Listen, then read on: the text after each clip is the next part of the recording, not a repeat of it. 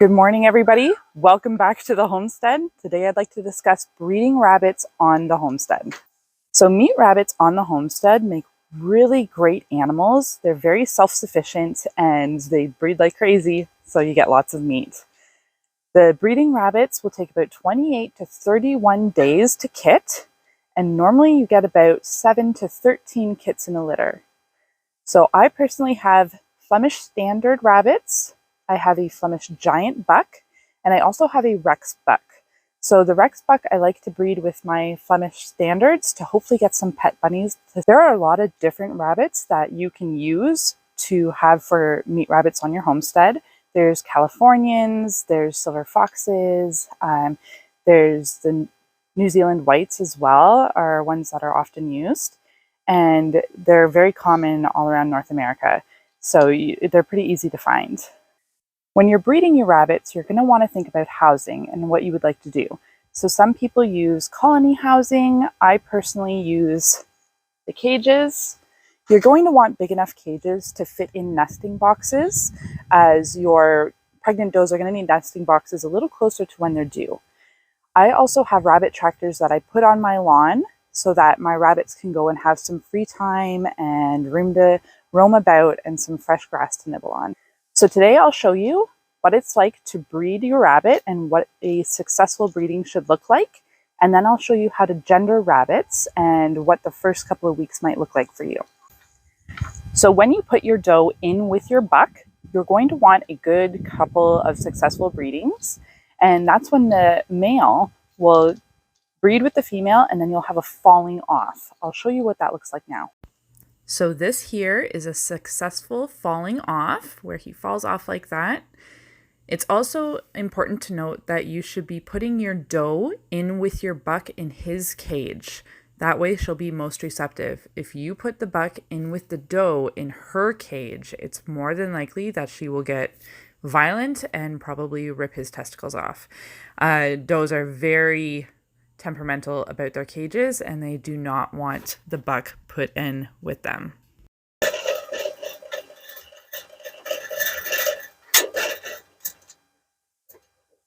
There we go. Now we got two successful falling off. So the likelihood of this female being bred now is pretty high, about 90%. And normally after two successful breedings, I will put her back in her cage, and about a month later, 28 to 31 days, she'll be having her babies. So here we have another doe, and her babies are about 3 weeks old. They've come out of the nesting box and they're hopping around. We have a little step there because I noticed that some of their paws were just sticking through the cage a little bit. So I put a little resting pad there for them. Then we've got this mama here. Her babies are still in the nesting box. They are about 2 weeks old. I can show you what that looks like. Excuse me, mama.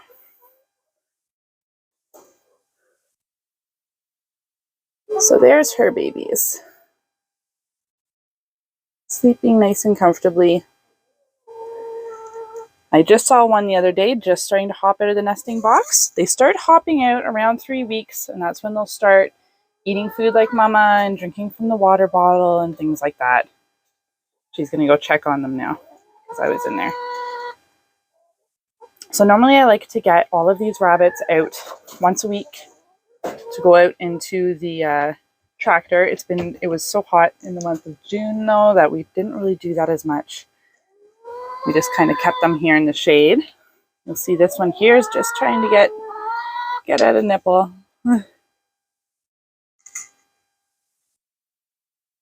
They're really good mothers. They love to nurse their babies. They'll sit out of their nesting box though. You'll normally see them sitting out like this. And they'll go in a couple times a day to nurse their babies, and then they'll go in at night and nurse their babies, but they won't be in there all the time. But they are very good mothers. So the first 5 weeks of the baby process is really on the mamas, not on you.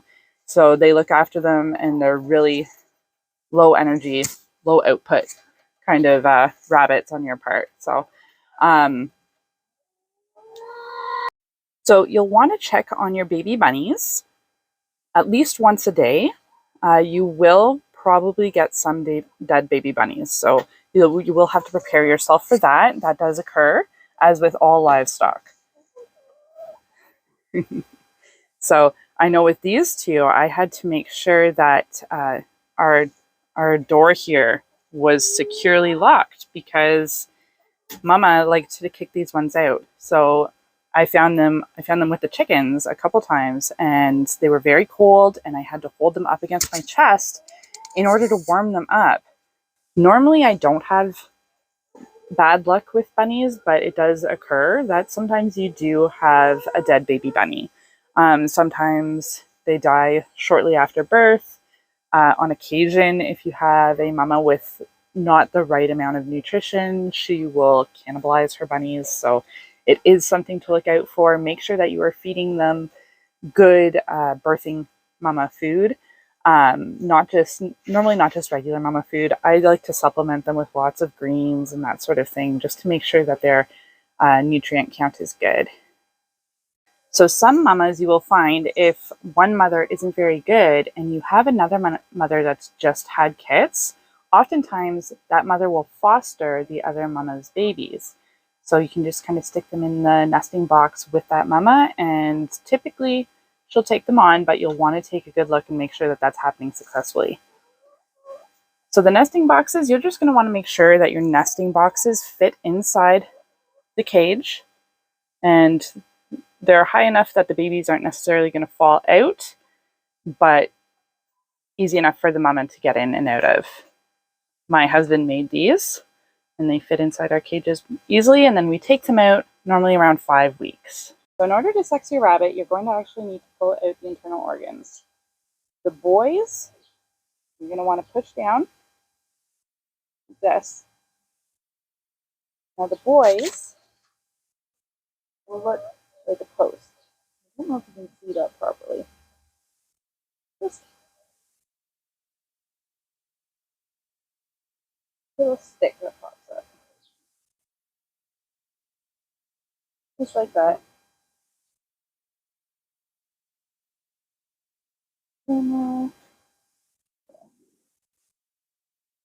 really hard to see on the camera. I will try and take a picture and stick it up. But it's just a post. I'll do a girl here after and show you. So for the girl, you're going to do the same thing. Put them on their backs. You're going to want to push out. And for the girl, it looks a bit like a taco, not a post. So the slit will kind of go all the way down, if you can see that. Okay? And that's how you know that it's a girl. So when you're choosing your breeding animals, you're going to want to look for animals that are healthy, have good bones, have good feet. They're disease-free. You don't want any with ear mites. And you're going to want to look for ones that are just good, strong breeding qualities. So I'm going to be picking a doe out from one of my litters to keep.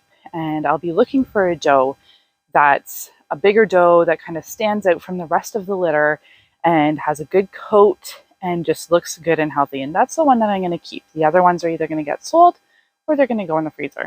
I hope this video has helped you today. I'm going to do another video in a little while to show the butchering process of the rabbits, and that will go along with the rest of my rabbit series. Thanks for watching, and I hope to see you again next time.